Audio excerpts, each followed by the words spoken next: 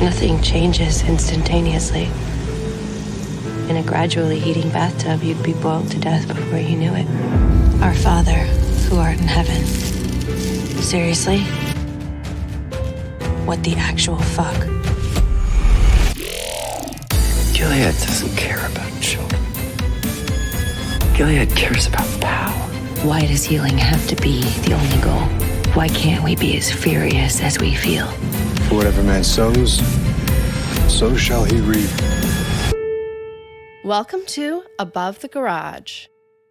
Hi, friends. Today we have another awesome interview for you. Today we have Lucas Neff, who plays Mr. Wheeler and is nothing like Mr. Wheeler, on to chat with us. We had so much fun in his interview, I totally forgot to intro it. So I am recording this separately and hope you guys enjoyed as much as we did.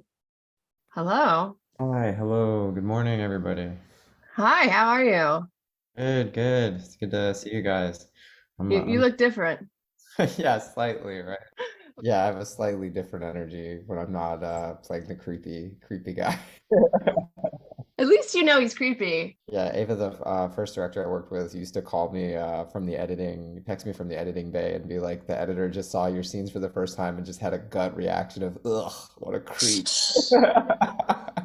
Well, that's what you want with your character. And it's so impressive, though. So many years in, we've seen it all. But no, you brought something new and creepier. Yeah, Well I brought done, sir. a new level of slime to the show. Yes. And I'm happy to bring that. Yeah. I was like, okay, good. No, I feel good about that. I'm like, yeah, mission accomplished, you know? You were amazing. Oh, thank you. I really appreciate that. It's a great show. So it's, you want to sort of stay on par with what everybody else is doing. You elevated it with your cry. Like, how did you figure out your voice? I don't know. I'm obviously not an actor, but the quiet creepiness of your voice was amazing. Oh, thank you. I'll cherish that. Your greatest compliment. Yeah, the quiet, repulsive quality to your voice really elevated. No, I think a lot of sort of finding these characters on these sort of prestige shows is guesswork because everything is so secret and everything is so under wraps. So, I watched a lot of the show and it was sort of like, a lot of the show operates in silence and stillness and what's not being said. And, Right. I'm a firm believer that, the most menacing threats are the ones that don't like scream at you. Say it. Yeah. Yeah, say that they're a threat. That's always the person who's comfortable sounding nice is always the person you should really watch out for. Yes. Like the snakiest kind of people. So I sort of built it out from there, and also being like, you listen, there's sort of architectural things that help you sort of like figure out, you're like, okay, we're in a creepy space, we're in a creepy house. Serena is like not sure what's happening, and there's like certain, like musically, there's like certain things that you think will like resonate more if you like certain choices. Yeah, if I speak a little quieter and just am like very simple and like You're creeping us out right now.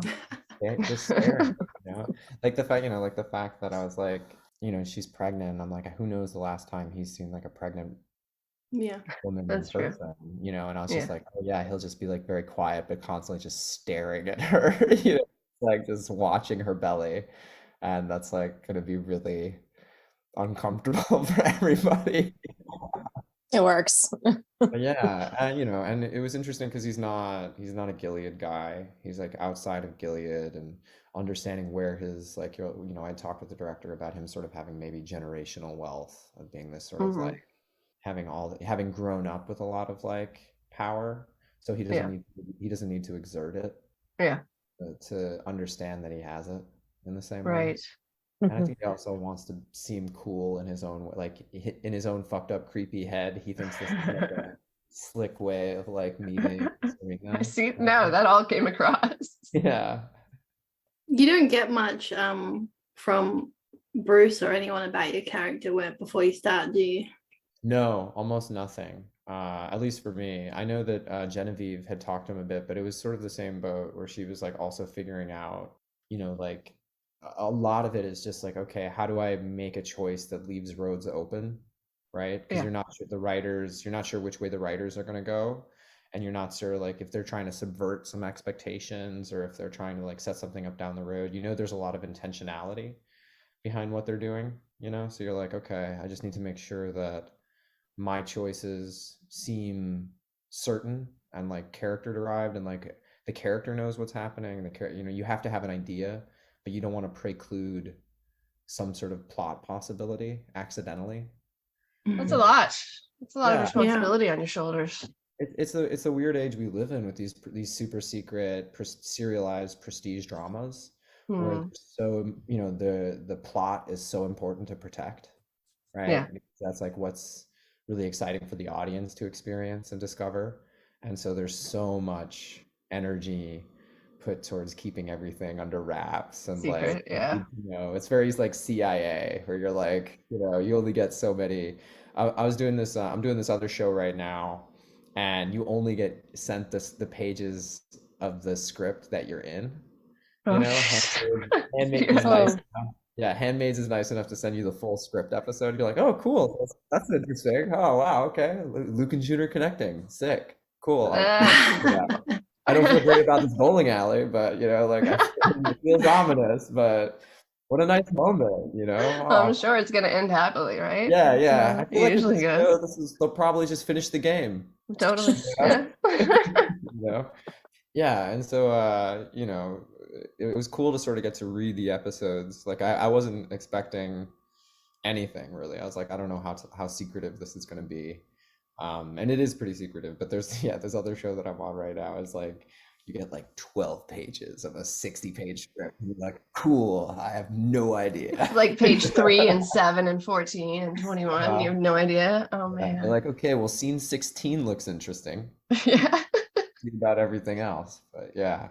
You learn the plot with everybody else when it airs, basically. Exactly. Yeah, that's crazy. Like if you're lucky to, if they're lucky enough to do table reads, you're like, oh wow, okay. Oh, that's sad. Like, oh, that's fucked up. Ooh, the audience is gonna react to that. Yeah, for sure. Cool. Do we get to know what it is, or is that under wraps? Oh no, it's not under wraps. I'm doing the show Raising Kanan. It's like one of 50 Cent's shows. Do you try to aim for mostly raising shows? Yeah, this is my main thing is there should be a sense of rising happening. It's a very yeasty sort of actor process. No dissension. Yeah. My career has a very very niche. Yeah, it's extremely niche. But yeah, so I'm playing like a dirtbag New York hustler guy from the 90s, which is cool. I have this fun mustache, right? Yeah, that works for it. Yeah. But I noticed that you when I was stalking you, well, I wasn't stalking you, I was Googling you for this interview. You are hard to stalk, sir. Yeah, you are. You're extremely hard to stalk. It's very, I have a ghostly internet presence. You have a wiki page, but I think it's fairly out of date. So you might have your minions update that. I'll let the minions know. Yeah. You've had many different hairstyles, I've noticed. Oh, and today you're sporting a new one. Yeah, I gotta say, I like the long, luscious hair. It was very nice. What's your favorite? What's your favorite look? I really enjoyed having a shaved head for a second because it was just so easy. Oh yeah. You're always ready to go. Yeah. I mean, people do tend to notice how large your ears are with the shaved head. You're like, wow, how could they not? What kind of reception you get on those, man? Wasn't it cold or was it summer? I was out in LA, so it was like pretty nice all the time. There you go. But I was shooting on it was funny enough, like LA was great, but I was shooting on the CBS Radford lot, and all the studio lots are just like kept at sub-zero Arctic temperatures. So, yeah, inside was a different story, but outside the shaved head was pretty nice. I mean, you got a sunscreen up on a pale noggin like mine. Yeah, true. But no, yeah, I like that one. The long hair was fun. It was fun. It got pretty lengthy. And was that your choice or? Yeah, it was most of my hairstyles honestly are my choice. Like usually it's like whatever I'm feeling or whoever I'm seeing, and they're like, I'd like to see you in long hair. And I'm like, I like you, so let's do it. I would like to shout out my brother-in-law, Mark, right now, because you are Mark as far as that goes. Every single time I've ever seen him, it is completely different. And I don't know how he does it. Like, how are there that many combos for a guy to look different? Well done, both of you. It's fun. It's interesting. I feel like whichever way I cut my hair, I kind of have a completely different energy and sort of like. Oh my God, it's so him. You guys have hit it off. Mark sounds like a good guy. Bond over I'm liking what hairstyles. I'm hearing. What's his hair like now? Does he have a? I think he's rocking a mustache and it's a little longer right now. I actually haven't seen him in like a week, so it's probably completely different. Probably like half So Yeah. shaved basically off. what Lucas has right now. Yeah, obviously the Yeah, he mustache actually is great, does. isn't it? He sounds like he looks great. Yeah, he's a drummer by Oh, heart. sick. I mean, he's Sick. got a job now too, but yeah, he's a cool kid. It's cool. You guys will hit it off. I'll hook you up next time he's in New York. Yeah, He link lived us. there for a long time. Okay. Yeah, I'm always ready down to link up with another stash bro. Yeah, exactly. It's all about the hair. Happy belated birthday, fellow Oh, thank Scorpio. you. Yeah. Do Oh, something it's your fun. birthday as well soon, or has it already It passed? was the day after Okay, happy Halloween, belated. so I really like. Wait, Thank you. are we all? No, Kimberly's not a Scorpio. I was about to say we're like a whole panel of Scorpios because I'm also a Scorpio. What a dangerous conversation. Kimberly, sorry. Should I just like log off now? If you or- get- Yeah. yeah, I was about to say, if you get too many Scorpios in a Zoom, you're automatically breaking the law. You got to watch out. Are you compatible with us, Kimberly? I don't even know. I don't know my signs except I'm a Scorpio. Virgo, so I Virgo. don't know. That's what is that? August? September Yeah, 1st, September. almost, Mhm. yeah. Okay. Well, happy very belated birthday to you. Oh, thank you. And Thank you. happy belated to you as well then. Thanks. The one thing that I learned on your wiki that I think is probably still accurate. Did you really start acting out of a clerical error in college Ah. or something?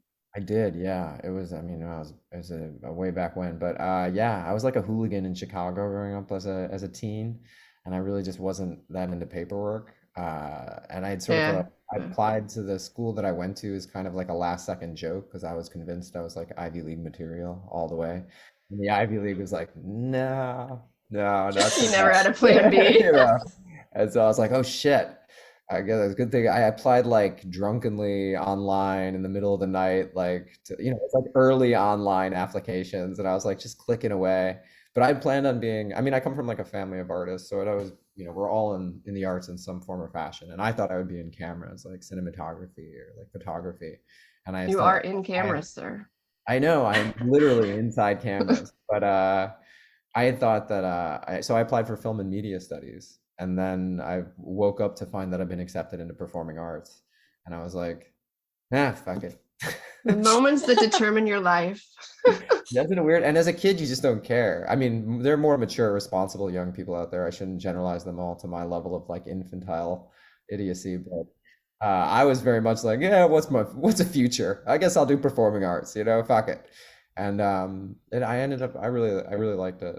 I come from like a family of sort of loudmouth people, so it was like it suited me. It's fun, yeah. I feel like this Feel is at like home. an alt inspirational thing because it's like, don't try too hard and you'll succeed. Yeah, exactly. What Just you want like to do is fuck fuck around up and just enough. You want to make just the right level of mistake, and then your life's yeah, gonna be right. amazing. Yeah. Exactly.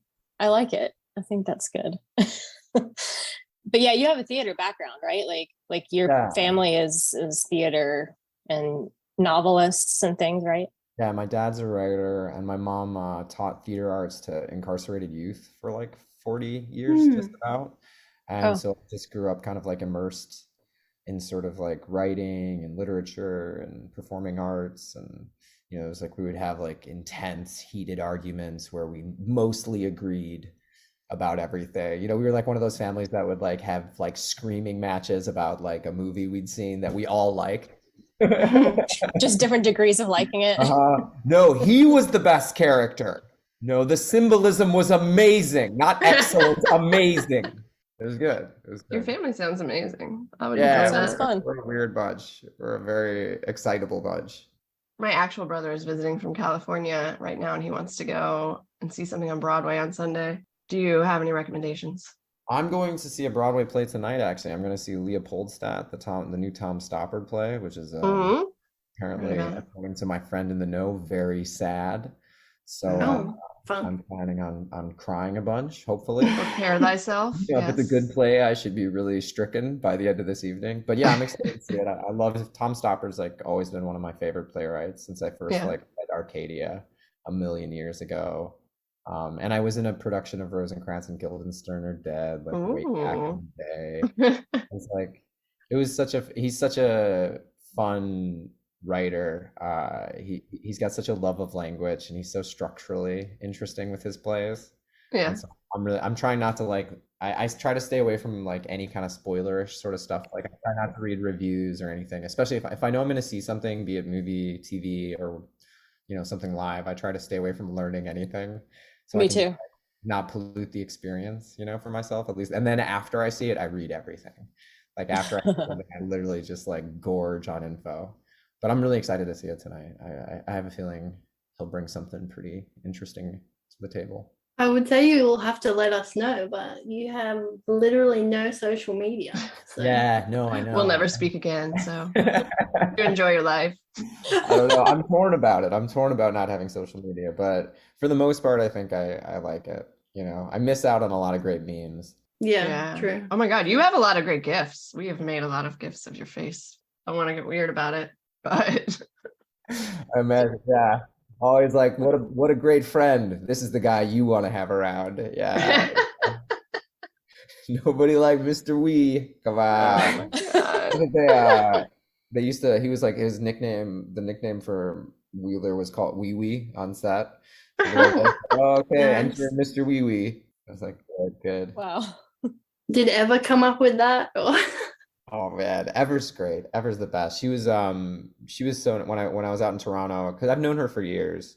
And How old, please? Ever Carradine? We get confused between Eva. Oh, wait, Vivas who and are we Ever talking Carradine. about? I think he's talking about Ever. Ever Carradine, yeah. Oh She- yeah, I was talking about Eva Vives.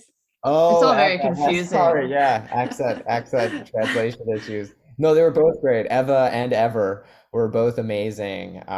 When I was out in Toronto, they both were like gave me all the clues on where to go eat, all the nice little spots. Oh yeah. That Yeah. probably came from Everett Carradine, right? Where to eat Yeah, no, where to eat is like the most essential part of any job. or traveling anywhere. You said you've known Ever for a long time? Yeah, I've known Ever for God. We met back maybe 12, 13 years ago, something like that. And like, Nice. we just run into each other in the weirdest little ways. And like, when she found out I was doing the show, she was so excited, and she sent me a list of all the best places to get salads. Sounds right. Really extraordinary salad. Yeah, no, it's great. That's awesome. Believe me, I ate delicious salads the whole time I was there, and I was so grateful to her. I was like, this is so good.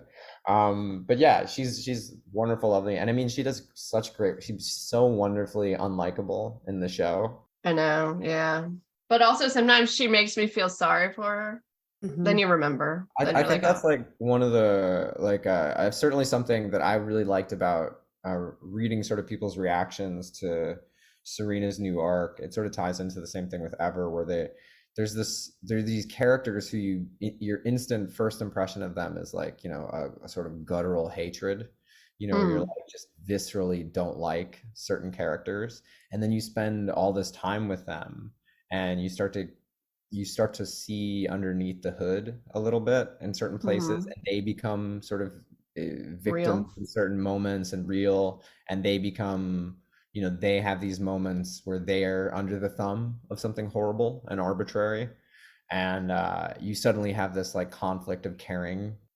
Yeah. Or maybe it's not a conflict for everybody, but it was interesting to see people really struggle this season with how they felt about what Serena was going through. yeah, it's wild. Like, It's wild like, out there. Is it okay to care for her? To Is feel it okay bad. to feel bad for her?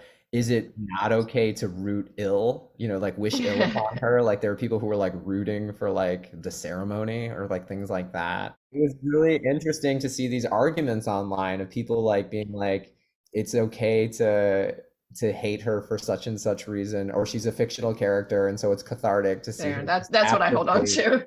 Yeah, it's cathartic to see her like Joffrey in Game of Thrones, where you're like, Oh my fuck God, yeah. How great was fuck that that? monster kid, I'm and gonna go rewatch that after we finish here. No, you can't. You can't rewatch that now. I don't watch Game of Thrones after the last season. Fuck that. I mean, yeah, Sorry. it was they had some Fucked difficulty it up. landing the airplane, right? Yeah, landing the dragon was difficult for them. They had a lot of runway, but Yes. the dragon did not hit the ground running. But Yeah, I mean, like I was honestly really, it was something I spent a lot of time thinking about because I thought it was so interesting, like that the audience was in this moral, like was Mm, facing this moral Hmm. conundrum with this character, in specific Serena, because I, like that was the one that she's the one who I worked with the most. Yeah. It was really interesting to me, and it made me think a lot too about like, is there a moral quality to our relationship to fictional characters, right? What is the sort of lateral space that we have to wish destruction right. upon a fictional individual, right? Because they've done fictionally terrible things. And we're like, yeah, fuck it. It was a really, it was interesting to see how heated people got about it. Like people like Yeah. these essays online about how upset Yeah. they were that someone would ever wish that the ceremony upon anyone, and other Yes. people being like, why do you fucking care? Wait She's a a minute. You're not on social media. Where do you see this? oh, people send me like Eva will send me links to interesting things. Ah. And so I have a group of friends who like, they keep I have my spies out there who like send me Ah. interesting things. And I like reading about Your this stuff too. minions. Yeah, my Yeah. minions, Well, the really interesting thing about Serena, though, all right, so more than half of the fan base, it seems, are rooting for her redemption, which I am not in that component. However, they are all like, they constantly say, like, she and June need to take Gilead down, but nobody noticed that she never wanted to take Gilead down. She, like, every step, every chance she got, she chose Gilead, even when she was offered freedom in Canada. And she's not sorry. There's a really consistency to her character throughout all the seasons of always choosing what's best for her in a moment, Yes. Mhm. for the most part, Exactly. except maybe when she hands the baby to June. You know what I mean? When she hands Nicole to June at the Right. first That's her escape, one moment. Yeah. right? The one moment where she's like, "This is that probably bad for Serena to do this." Like Yeah, this isn't, definitely. but it's a moment of like caring more about the baby than about herself, It right? was her finest moment.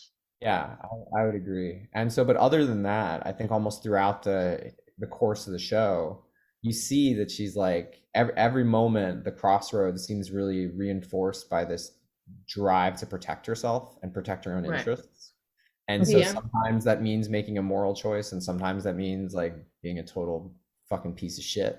You know, Mm. like, Sometimes. I mean, I think and that's why, like, that's why people get confused about it, I think, or feel like sorry for her because they show her doing something kind of, oh, she's doing something kind of good or moral, and then you feel like you forget all the other stuff. It's like, That she's being driven by her own self-serving. right, Yeah. right, right. yeah, I mean, this is a phrase that I've sort of learned in the past few years, but has sort of become like a thing that I'm like, oh my God, this is just all the time. It's just recency bias, right? Yes. Of Yes. Right, like, exactly. whatever the last thing somebody We does saw is, was. it's Mhm. like, oh, Mm. that's who they are. That's, we sort of like re-rationalize Right. our whole understanding of something, yeah, into like whatever the most recent thing is. And it's so crazy to be like, that's a blind spot I'm sure I have. Or like I probably have certain opinions about things that are just because like it happened, Wednesday. Last week. Recently. Yeah, exactly. And I think that's like it's difficult with these kinds of shows to sort of, especially this show where it's like so much is said and unsaid at the same time. Yeah. Yeah. Both you can accept the show on kind of a certain level of like characters say exactly what they're thinking and feeling, and then there's another level where there's like things that never get said, Right. But right? are Yeah. very Just loudly in the there. scene. Yeah, but are very loudly there. And like based on which sort of what you're giving more weight to in a given moment, it's like Right. a very different kind of show because like what goes unsaid with Serena is like infinite, right? Like you're not Mhm. ever really sure what's happening behind Yvonne's eyes. Like there's so much, she's such a good She's actor. so good. She's so good. It was like wonderful working with her. It was a blast. Yes. She seems like a funny human being. Oh man, dude, she was telling stories. That's like the whole job, just hearing Yvonne's uh, stories. yeah, man, Yeah. she had some really funny, like she has young kids and like she had some really funny pregnancy stories and like weird stuff that happened to her during pregnancy that were just like it was really funny. I don't know if it's my place to share them. That's her call. No, it's But, fine. We'll get her on here one day. yeah, but she's fantastic, and like I think part of it's to her credit that so many people find humanity in her. Yeah, it's definitely her fault, and I blame her. Yeah, right. But that is, I think that's like a really important like thing in human life to sort of like deal with is encountering charismatic villains Yeah. and encountering Mhm. with depth. Because, it's so easy, when you have these sort of like paper mache, paper thin sort of like incarnations and iterations of evil to like be like, okay, well, that's evil, that's good, that's black, that's white. We understand Yeah. what the fight should be, and now it's just like how it's going to play out. But when you have to spend a lot of time with people who are charismatic but doing bad things, it It's really starts to conflicting. get, it's Stop hard. having so much charisma.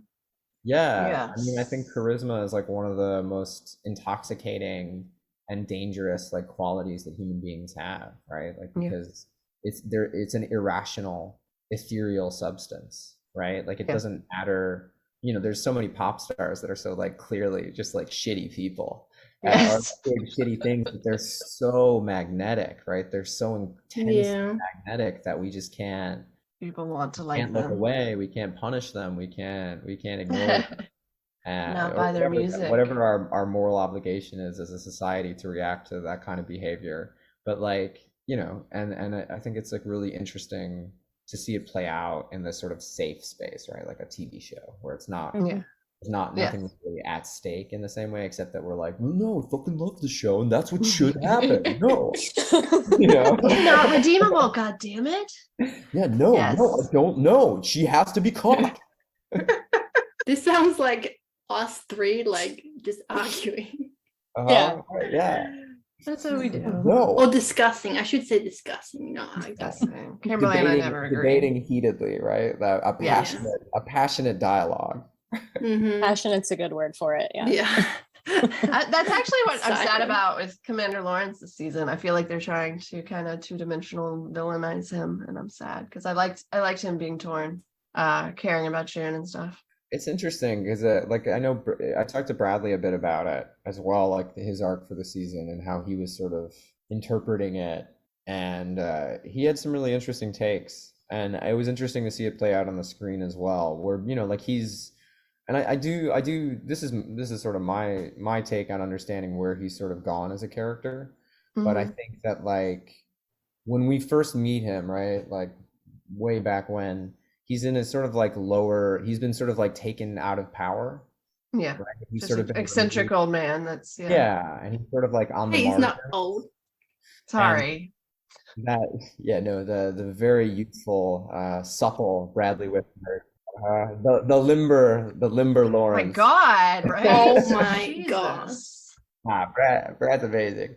But I think like when he was existing in that sort of marginalized state, when we first meet him, being in that marginal area allows you like a greater freedom, right? Like he can get Uh-huh. it's understandable why he can get away saying certain things, doing certain things, because like it's like it feels like nobody really cares. Yeah. Like he's like somehow powerful enough that people don't care, but powerless enough that people really People don't don't care. Yeah. you Yeah. know and but then over the course of the show, right, he's sort of become more of a center of gravity for Gilead, right? Like he's assumed more and more power Right. as the show Yeah. has gone Other on. commanders died. Yeah. Yeah, and I think that like the assumption of power, the assumption of responsibility can change your relationship to certain things, and can even transform your own self-identity in a way, Mhm. right? Like it's really terrible, right? But you put somebody in charge of the infantry and they're going to want to win the war, right? Like Right. their job, their purpose becomes different. And I Yeah. think that like there is something understandable in that as he became more in charge of Gilead's future, that he started suddenly investing a lot more in certain outcomes that seem kind of contradictory to where he may have started Previously. when, Yeah. like against him. And like how all of a sudden now he's identifying with the success of Gilead, with the success of New Bethlehem, and he's Right. assuming the responsibility of some of the carnage that Mhm. he's inspired over the years. And so I think there is something in like, shit, if it's gone this far, I need to at least see it through. Otherwise, what was the point? And I think that does read to me, like that tracks to me of Yeah. like, you're like good money, like there's, like a pyrrhic, right? Like the idea of a pyrrhic victory where you like win, but you you've suffered so many losses that is it even a victory at this Right. point? And that's And he's sort of like in too deep. yeah, he's Yeah. in too deep. It's like bad money after good at this point. Right. You can't go back. Might as well go forward. Yeah, and you can also become intoxicated with leadership, right? Like the idea of being the successful leader and being the guy the cleverest guy in the room, right? He's got that kind of Enron, cleverest guy in the room sort of energy of like, I know better than everybody. And I'm like, you know, because I can be glib, that means that my ideas are somehow cut a little deeper and get to the core of whatever the thing is a little bit faster. But really, you know, he's not immune to the same, you know, ideas and poisons that the rest of us suffer and endure, which is just power, right? The intoxication of power, the desire to be successful, and the feeling of responsibility, even if it's for a bad enterprise. Were you a fan of the show, Lucas, before you got the role? Honestly, I hadn't watched a lot of it until I got the role, and then I was like, you know, I better study up. And It sounds like you've done a lot of studying. Yeah. The show is really good. You know, I was like, you know, started watching, I was like, then I sort of just became a fan, and I was like, oh man, That's this cool. is good. You know, I love the book, and you know, it's just like this is. I think the thing that for me, one of the reasons that I really fell in love with the show is that it's really funny in a lot of places. It is. And I think it doesn't get, especially with Bradley, the addition of Bradley. Yeah, I just think it doesn't get enough credit for how funny this shit. Because everybody's so aware that it's like, oh god, it's depressing and heavy, and yeah, oh my god. But the so much of the show is genuinely just very funny, and like a dry sort of like side eye that's sort of happening constantly with everything, especially with like kind of like how hapless and pathetic the men are, and like even, you know, like Wheeler, like finally in like episode 9 or whatever, where I finally get a scene with Genevieve, and like you know, I make it like a dumb joke. That's our favorite gift.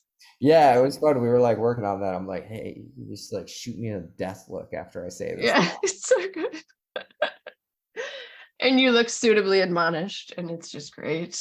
From an early point, me and Genevieve were having conversations about like the Wheeler dynamic, and I was like, he's terrified of her. He's actually like, you know what I mean? Like, he's a powerful guy, but he's terrified of his wife. I do know what you mean. And when you see her in action, you're like, okay, yeah, she's different. It's a great point though, that they don't cross paths until like the end of the season. Like you never see them together, and it's like, is he avoiding her? Yeah, I mean, that was my take. I'm like, this guy is always in his office drinking, just like it's like, let's get the fire roaring and let's just stay in here, stay by the fire, Ryan. Don't go in the big creepy house, you know. They say, call Ezra, hang out with Ezra. Yo, did you fire Ezra for being the worst bodyguard ever, or what? You're like, you own a little bit of this, Ryan. You know, like really, like you're like, sure, go out with one guy to the middle of the nowhere, you know, yeah, well, you know. But I do think he's like, what would she possibly do, right? It's Serena. She's pregnant. Serena? Yeah, I mean, but like she's supposedly a fan of all this, right? She supposedly hates June, and like, you know, from what Wheeler understands from his outside narrative, right? Like he doesn't know any of the actual history that these two women really share, right, in any depth. Right. And he's like, Ezra's like 6'8", and he's a giant. This little preggy lady is gonna be a dish. Come on. I also enjoy that you had Ezra wear a bulletproof vest, and then you just sent Serena out too. So yeah, good decision. Good point. That's a great point. The baby stops the bullets, right? You know what I mean? Wow. Those things are like bullet rubber. Do you think that that Mr. Wheeler let Serena go just because he kind of is like fascinated by her? Like what would his reasoning be for even like letting that happen? Do you know what I mean?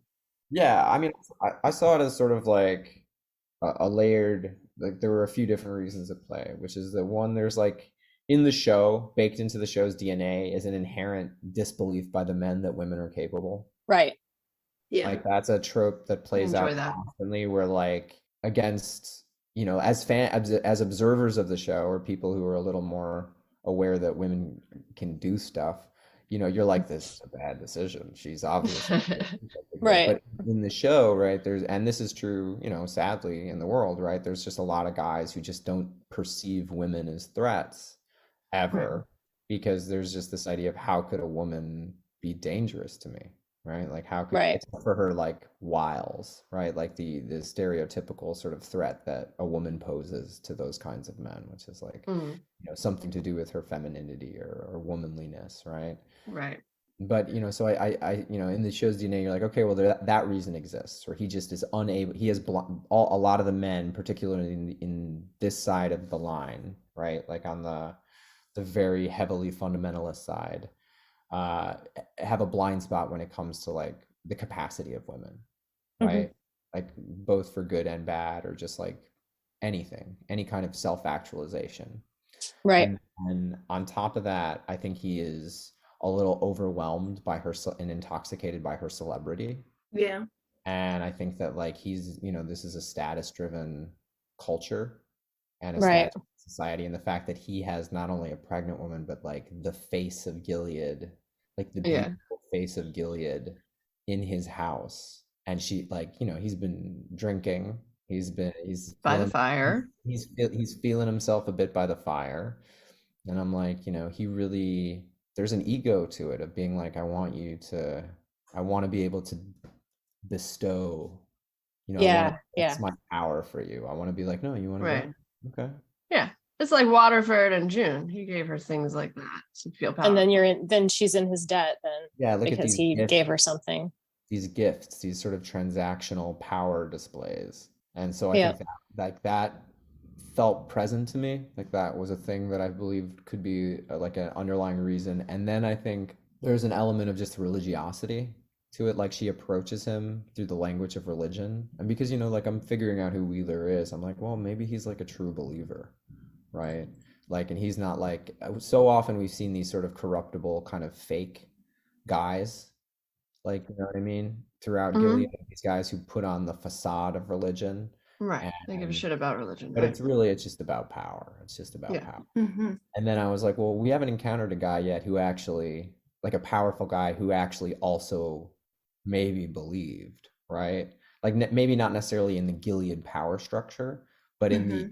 ideas like undergirding it, right? Right. Like he Hmm. might actually really believe in this patriarchal setup. He might really believe that this is God's desire, and that like we are serving, there is a service happening in some way. And for her to approach him through this sort of very religious language, I was like, maybe he, like, it appeals to his sense of religious community and religious service and religious sort of like this Old Testament-y sort of like bear witness to the Yeah.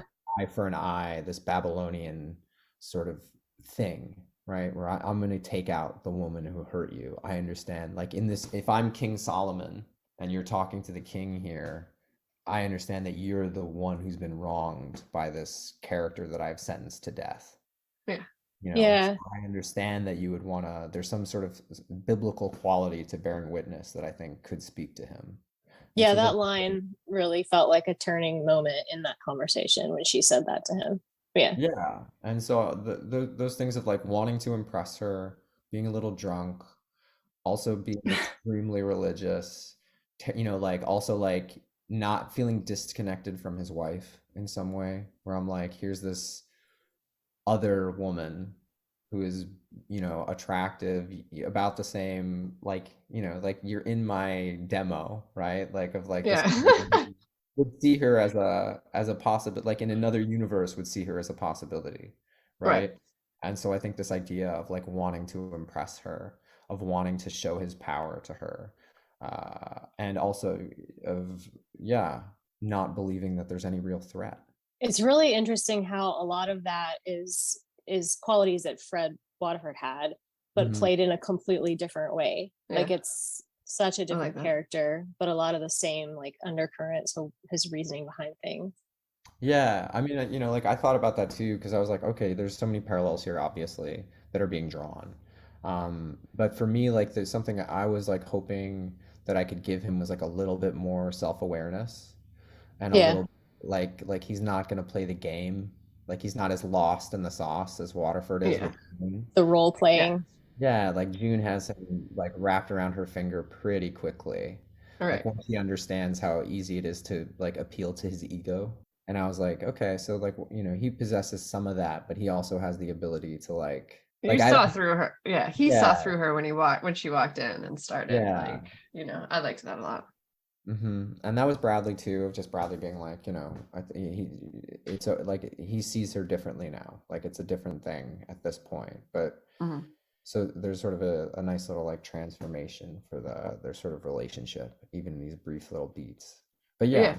so I definitely wanted to offer him a little bit more self-awareness than a lot of the men possess in Yeah. Gilead, and then a little bit more of this internal watchfulness Yeah. of like where things are just like like a lot of the characters, a lot of the male characters are watching themselves Right. constantly, Mhm. and they're not really seeing the women in front of them. Like you can feel that there's Never. this veil of self Yeah. sort of like hiding the actual truth of the women from these men's view, Right. right? They can't really see who they are.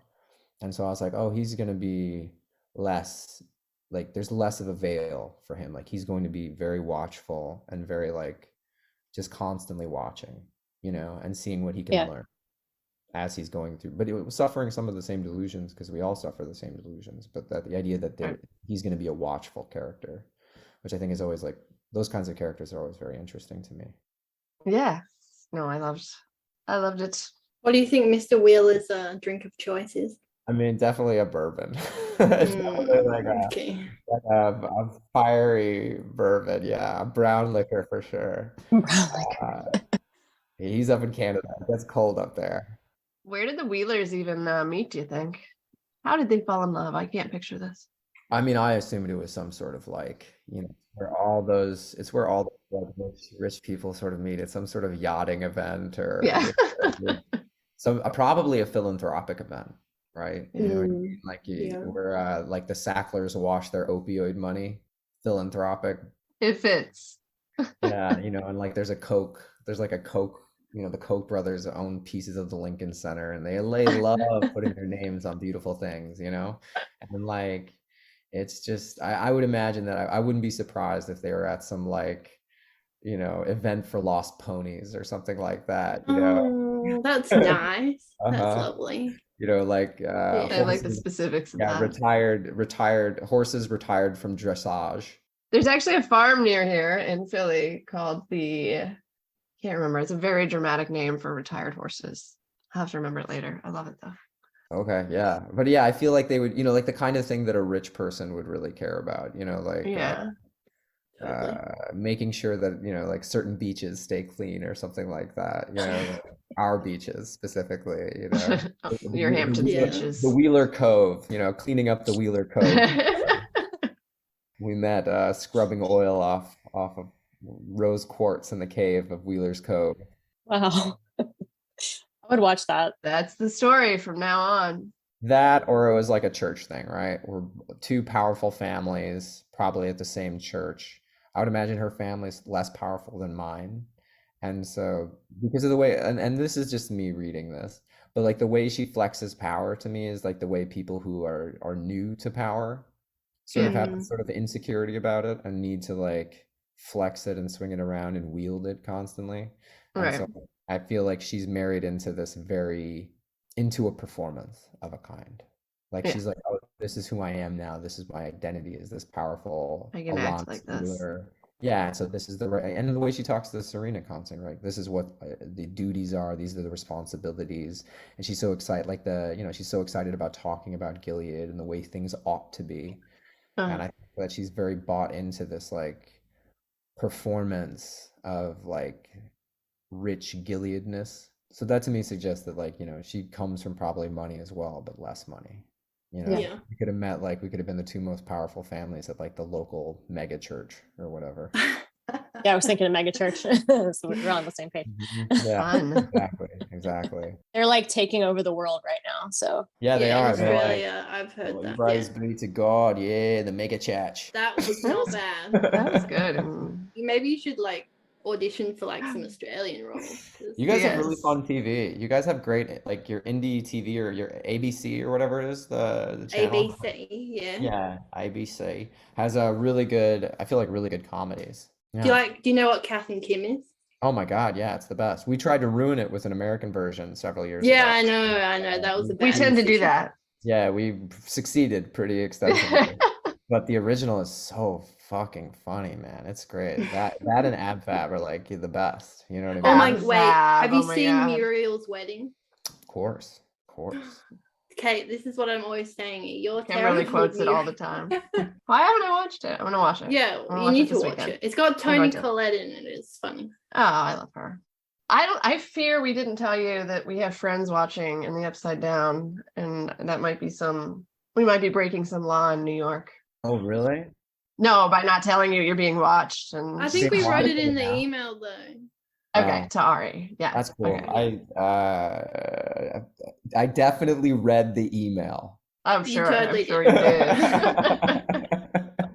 Ari hopefully read the No, email well, and said it would I be. hope all you silent weirdos out there are enjoying this. You're gonna meet them. They're gonna come ask you a question each if you can hang out for Yeah, a little longer. for sure. Yeah. Okay. While we wait, do you have any pets? I do. I have my dog Ivy, who's she's like 100% gremlin. She's Nice. sleeping that direction right now. She's shedding as much hair as she can on one of my. What breed is the gremlin? She's like every terrier they could scrape out of a gutter. Oh, right, But okay, she's gotcha. like, I think there's like some Schnauzer. She's got kind of a longish back, so maybe some Dachshund. She's got some very Chihuahua energy. You haven't sprung for the DNA test? No, I mean those are all lies. They're all lies. I know. Yeah, I they're did lies. it, and it was such a lie. They're like, send us a picture, send us several pictures, and you could just tell they're like, Dalmatian. I don't know. It's a pigeon, mostly pigeon. Yeah, fuck it. Lassie. Your dog is Lassie. I had a Congratulations. German Shepherd mutt, and it was like Bernese Mountain Dog and King Charles Spaniel. And I'm like, what the fuck? Yeah, like That's not true. That's not possible. You're liars. You're liars. But you have my money, Exactly. so well done. Right. Yeah. Knew it was gonna happen. Tina, sorry. This is Tina. Hi, Hi, Tina. thank you for joining us today. Yeah, happy to be here. So my question is, if Mr. Wheeler were ever to become a commander in Gilead, what kind of commander do you think you would be? Like, do you think you would have been a Jezebel's guy or a rule follower or like somewhere in between? No, I don't think he'd be a Jezebel's guy. I think he'd be Okay. scarily very I think he'd be scary because I think he would play by the rules very closely, and like I think he'd be rising in the ranks, and I think he would be pretty militant, pretty ruthlessly militant, based on how he uses his sort of no man land guy, and how like I could see him working with Lawrence because there's sort of a transactional capitalist quality to him where he sort of sells these people back to back to Gilead. So I Yeah. think he'd Bounty be like- hunters. I think he would be interested. I think he would work with Lawrence to establishing relations with like trade relations with other countries and getting this. Yeah. like- but I think he would be a bit more puritanical in the way he punished people than Lawrence. I think he'd be kind of, Ooh. yeah. Would he try to put an end to Jezebels or shame the men? I think, yeah, I mean, I could see, well, this is what would happen is Alanis would find out about it, and then I would be very, Yeah. I would be like, I would never. I just sit in my study with my bourbon by the fire. I would. You're never. like, listen, babe, listen, we're gonna burn them all. We're gonna burn every one of them. Okay?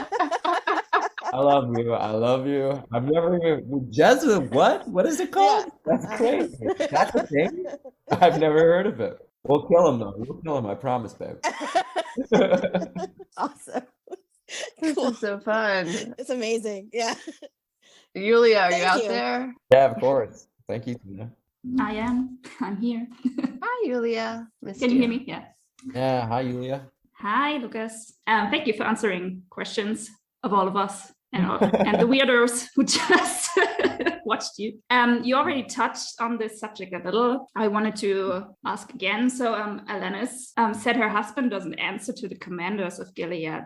So I was wondering, what's his role essentially? You said like he he has generational wealth, so that he's probably not doing a kind of a normal job, but like he has this big mansion, secluded area with militia and what's the deal with I think he sort of sees himself as like the vanguard of and I mean I think this is probably a lot of guys sort of see this, the vanguard of a Gilead style society in Canada, right? But I think he would not want to be, as a person who like grows up within power, like you see like Jared Kushner, I think is like a great kind of like prototype for like you know, Wheeler. Like I saw a lot of comparisons to Paul Ryan, which I was like, this is not flattering, but accurate. It's accurate. Like that robot, but that fucking cyborg. But no, I was like, yeah, it makes sense to me. I think like Jared Kushner is a guy who like cannot be subordinate, really. Like, you know what I mean? Like a guy who is so used to being the center of power within his universe, outside of a certain Alanis, but that he would not be one who would like fit into, would not want to take a lower rung on like the ladder in Gilead. So I think like he's playing along. I think honestly he thinks he's more of a true believer in what they preach than what they are. Like I think he sees, like he's not an idiot, and I think he sees the fallacies and the sort of the low level corruption and like incompetency, like the way he talks about they were unable to take care of June, but I will, and then he immediately fucks up. But like it's about his self-perception versus like his actual qualities, right? Like the way he perceives of himself is as a guy in charge. So I think that even if he's working with Gilead, he wouldn't feel beholden to them unless he felt it was serving his purposes. And so I see him as sort of like establishing a new Canadian order with himself at the top. You know what I mean? Or at the very least, the power behind the throne. But I could see him, yeah, working with the command, you know, like I could see him teaming up and become, if he were to join the commanders, I think, and become a commander, I think he would want to be right there at the seat of power. Maybe just like either parallel to Lawrence or like maybe just below him, or there's always a slight friction between those two guys as to who is actually sort of steering the ship. So do you think he receives any benefits already from Gilead? Like, I don't know. I think there's information, right? Information in war, right? Like, because a lot of this is starting to take on the quality of like, it's like if you've ever watched like a World War I movie, or like even World War II at the very beginning, when you start to see like the espionage, that there's the information is so important to these sorts of people in these sorts of really volatile, dangerous situations, right? Like relationships and information. And I feel like he is benefiting substantially by the information Gilead is giving him, and that he's giving back to Gilead. And I think that, like, you know, also Serena, right? Like Serena is this enormous poker chip, and her baby is this enormous poker chip in sort of like his status and his like their level of awareness of what Wheeler is doing, like the commanders, right? Like they've obviously had an existing relationship with him for a while because he's been returning people across the border. Yeah.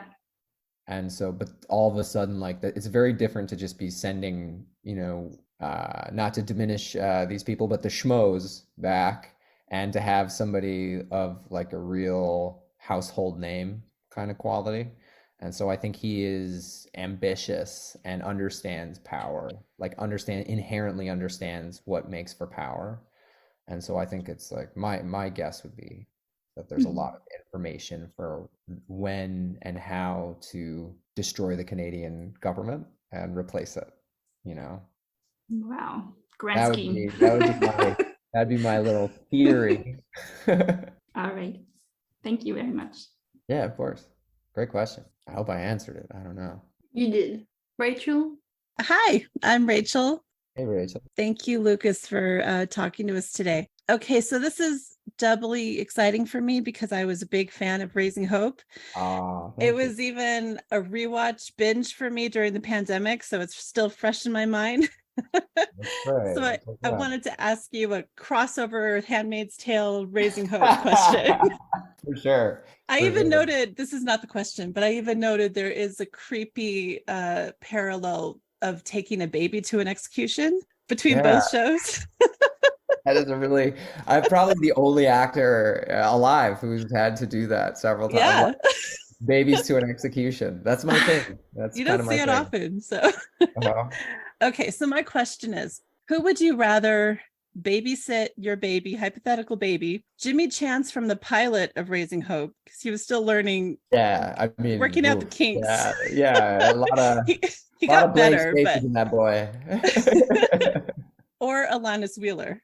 Oh, Jimmy, Yeah. 100% Jimmy. I mean, come on, I've seen what Alanis is capable of. I don't want a baby near that lady. I mean, I think like, it's actually a trickier question. That's a tricky question because Alanis, I feel like a baby doesn't see how horrible she is, and she's probably making sure the baby is fed and fairly okay. Whereas Jimmy, She did use the cry it out method with a newborn baby. for sure. Which is, yeah, like whatever your thoughts on self-soothing are, it's difficult for the baby, absolutely. But Jimmy potentially could put the baby inside of a garbage compactor or something like that. You know what I mean? Like there's a chance he'll accidentally leave it like inside of a car hood, you know what I mean, or on top of a moving bus. So there's like certain levels of accidental risk that would come with it, right? Like, he's like, oh, I put her down right by the wolf exhibit at the zoo, like, oh no, oh no, no, no, no, no. Whereas Alanis, you're just like, she's just like a low level, not even low level, but just a certain level of like oblivious meanness, which is like, damaging, but not necessarily deadly, like the baby's crying, but it's not getting eaten by a pack of loose feral badgers in like the Chance house, So that's like pluses. It's a difficult. You kind of have to decide what risks are acceptable for your baby. I will say I'll give Jimmy some credit. I feel like he made a lot of mistakes, but his heart was in the right place. He was trying, and I felt like Alanis was pretty cruel. No, yeah. At the end of the day, would you rather have like a certain level of cruel competency or like a really loving idiot? Yeah. Like I guess that's the question, right? You're like, that's right. Is good stupid better than mean competence? Mm-hmm. Yeah, I think I would pick Jimmy because generally by the end of the episode, the baby was okay. They figured it out, right? Whereas like in Handmaids, what we've learned is that no one is okay ever, and it's always never going to be okay. Exactly. So I'll pick Jimmy. Yeah. Thank you so much. Absolutely. No, thank you. Hi, Lucas. I'm Ginger. Hey, Ginger. I am a fellow Scorpio, so there's now 4 of us on the Yo, screen. watch out, man. I'm the only one here. No. Yeah, that's pretty overwhelming for you, Kimberly. I don't know if I should apologize for that, Kimberly. Does that mean, are you a happy belated or happy almost? Belated, but the last Saturday was my birthday. Oh, happy belated birthday. I hope you had a good one. Thank you. So my question is, if Mr. Wheeler had the chance, do you think he would actually join forces with the commanders of Gilead and essentially become one of them, like moving there? Or do you think he enjoys being in Canada and towing the line and having power without actually having to fully immerse himself in that world? I don't know that he would move to Gilead because I think that's like his power is located in Toronto. I think he would join forces. I think he would if it were in his best interests, right? Like if that was like the smartest move. I don't think he's the kind of guy who would like rule anything out. Like I think he's very he is in his own mind very calculated. Whether or not the decisions end up being wise decisions, I think that he is someone that if it made sense, he would absolutely join up with the commanders. I think he would be like, I'm getting a special cloak. I'm getting a brighter, like a better cape than the rest of you. I'm gonna get a bigger hat. Like my hair product will be shinier, my hair will be flatter. Like I think there's like he would demand certain like I think he would need to be, like we discussed earlier, like he would need to be at the top. Like I don't think he would join and be a mid-level or just any old commander. Like I think he would have to be somebody that the other commanders were kind of afraid of. Like I think that he would find it difficult to, I think, participate. And I think also there's like a Lady Macbeth kind of quality to Alanis, and I don't know that she would accept a lower, like feeling lower status in any way. And I think he's very motivated by keeping the happy wife, happy life situation. So like, there would be some long conversations with Alanis talking and him listening. I like that you mentioned capes. I feel like capes are what's missing in this show. Right? A nice, beautiful cape. I Yeah. thought so. Bring a cape to season 6, please. Like petition for Uh-huh. that. Like a really great cane and a cape and maybe an eye patch. Yes. Oh yeah. Oh yeah. That'd be Janine's eye yeah. patch. Yeah, that'd be great. Silk, made out of silk Yes. or Yeah, velvet or exactly. something. Yeah. Lots of Ooh, eagles, and eyes like just embroidered everywhere. Badges, like a whole array of badges. Best boy badge, nice shoulder badge. You know, it's just a lot of like made up awards that he's made up for himself.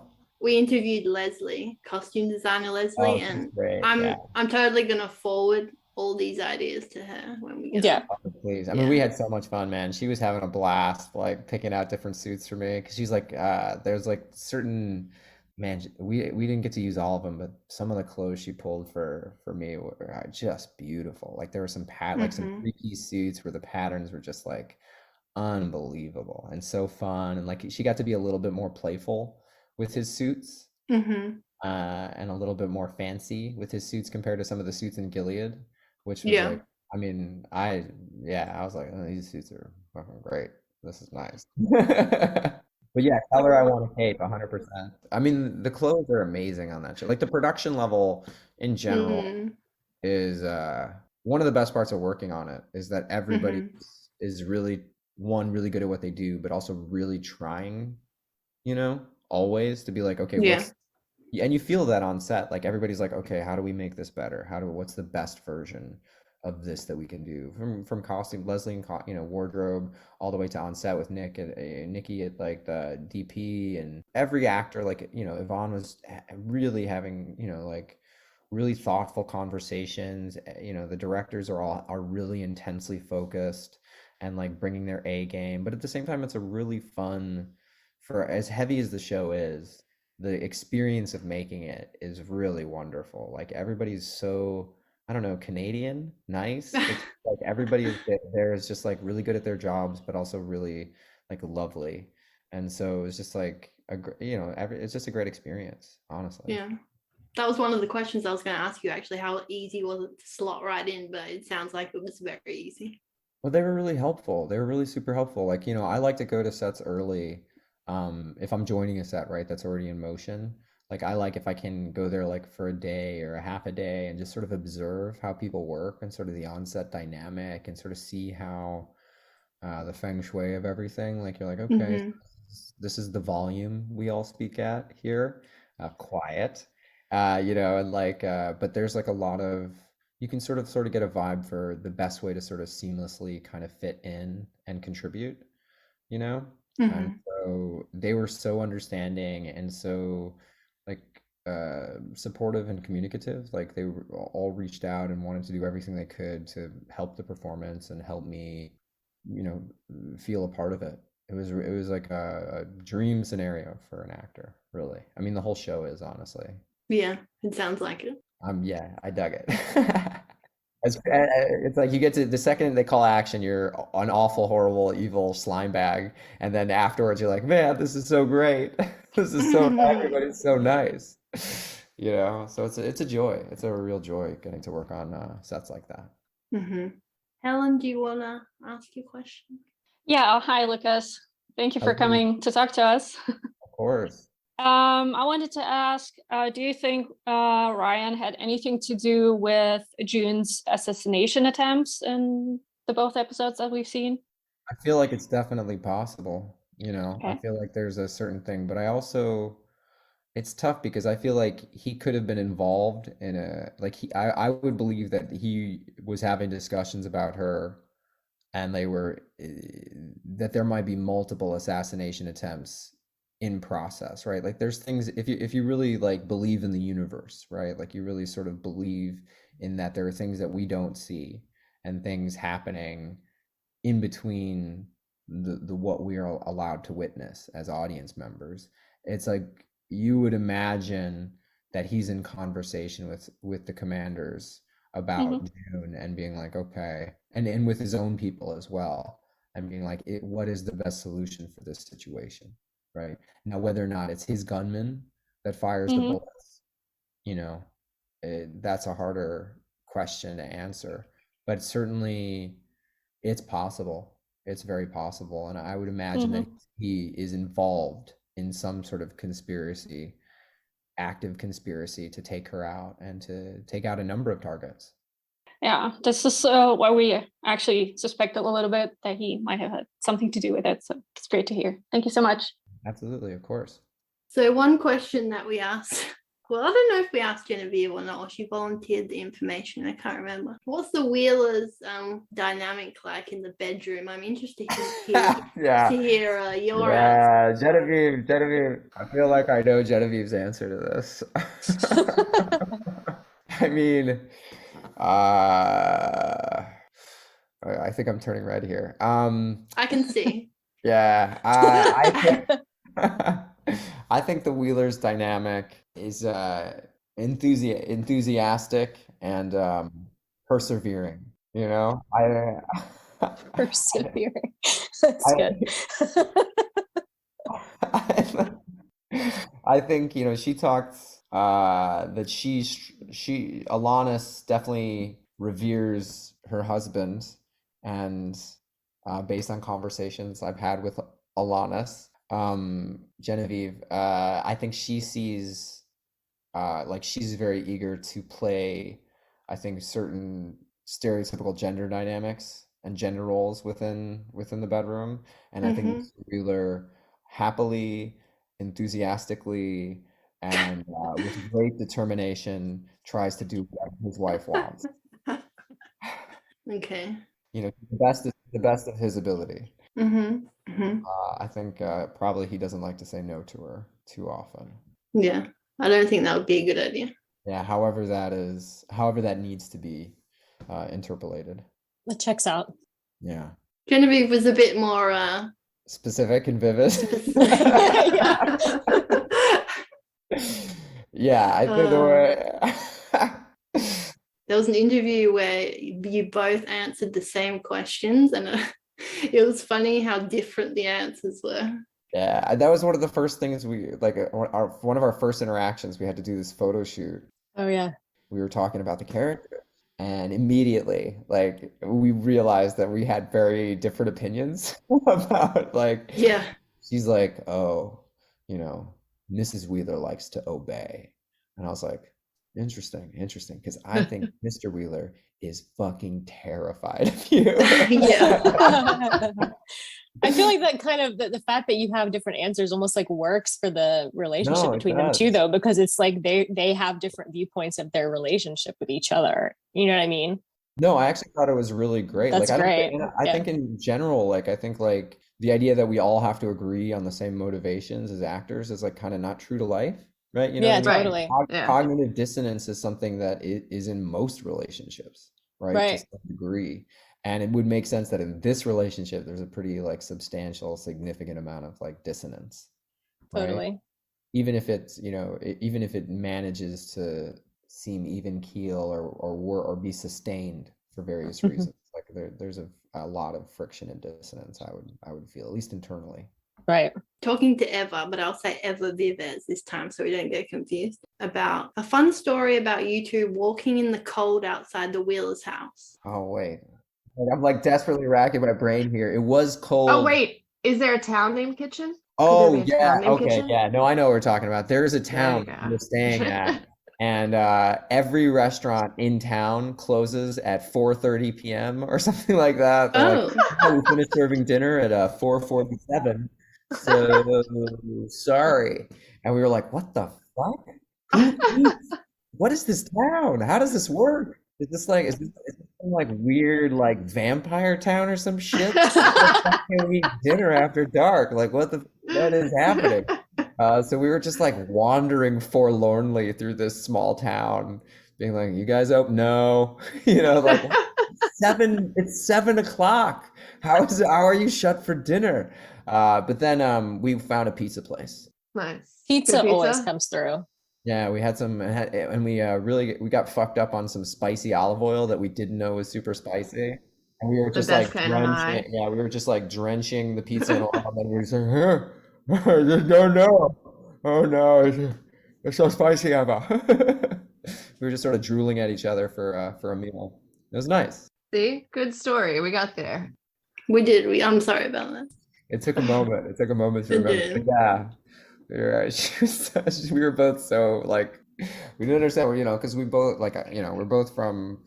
She spent a long time in New York. I'm in New York, where just everything is open all the time, right? Around Like, the clock, yeah. yeah. So you're just like, what do you mean you're closed? Like what? It's not possible. Yeah, it felt like a 90s, like kind of like indie comedy movie, you know what I mean? Where like the big city folk are in small town Canada, be like, what the fuck? What do you mean this place only serves moose at night? What? Get out of here. The only place open is the maple syrup emporium? No.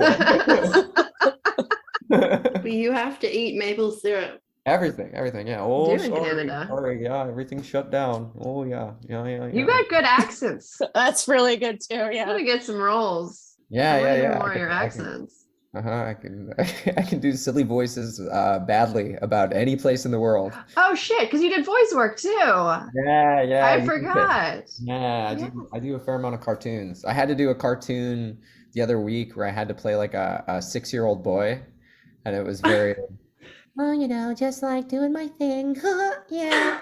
That is so cool. Yeah. I cannot do that. It was like one of the there's so many bizarre things about my vocation, but there's like normally when you record a cartoon, you're recording it and then they animate to your performance because they're capturing like little things. But then at a certain point they have to animate it, but then they realize they're like, oh shit, we need a different line here, we need something like this. So I had to watch this montage of like this boy singing about all the fun he's having with his hamster, like a hamster and his boy, kind of like musical montage in this very silly cartoon. And like I had to like add laughter I had to watch the montage and then like based on how they had animated his mouth, like figure out like what kind of laughter. Woo! Wee! Uh-oh. Just doing all this sort of like, and they were like, at the end of it, they're like, that's great, Lucas. Could we have a little more closed mouth laughing in the next one? Absolutely, guys. I'm so sorry. Absolutely. Show me your closed mouth laughter. I don't know. It's all unsettling. Yeah, watching a voiceover actor make sounds is one of the creepiest things you'll ever see. I went to a Simpsons a long time ago, and like seeing like the Simpsons voices come out of like human bodies is honestly just really, really strange. It's really strange. It's not, that woman is Milhouse? Yeah. Super nice. They're all amazing people, but it was just like I always tell Did it people, ruin Simpsons for you? No. I mean, Can never be ruined. Yeah, it holds a golden spot in my heart. They educated me. Do you still watch it though? How is it still on? I love it, but I haven't watched it. I haven't watched in a while. Yeah. Wait, it's still going? It's still going. It's like what, 30 seasons in or something crazy? Like I think Bart has been on the air longer than like Marge was like, what's crazy is Marge and Homer were like 32 and 34 respectively in the show. Like that's how old they're supposed to be. I remember this from like Simpsons books I read as a child. You got like trivia information about TV shows through books. You're like, yeah. Oh, wow. Like, yeah, try it. Yeah, you're like, oh God, I'm old. But yeah, they're 32 and 34, which is just staggering to think about. It really is. 34 seasons. I just looked at it up. You're like, Bart is now older than Marge just based on airtime. But yeah, I mean, it's a really interesting thing. But whenever people ask me to do voices, I'm normally like, you don't want to see this face make those sounds. It's going to really not be pleasant for you. It's going to be very strange and alienating. We enjoyed it. That was impressive. Yeah, I'm happy to do it for you. I'm happy to alienate you guys anytime. Awesome. Oh yeah, great podcast, guys. I've listened to some episodes, and you guys are great. Really, thank you so much. You guys are so thoughtful, and so analytical, and we do put a lot of too much thought into this. You're correct. Thank you. A lot of too much. All right. Well, thank you for this. This is amazing. We had so much fun. Sorry for running so long, but this is delightful. No, it's so great talking to you guys. Thanks for having me. Hope you enjoy the show tonight. Yeah. Thank you. I hope I am, devastated. Get my money's worth. We hope you're devastated too. When will the show come out that you're doing now? I think, I actually have no idea. Sometime next year, I would guess. But We'll keep an eye out for all the raising projects in the future. We expect to see you on all of them. yeah, if anything is arisen in a state of arisingness, then I'll be nearby for You'll sure. be there. Take it easy, guys. Thank you. Have a good one. Bye. Bye bye.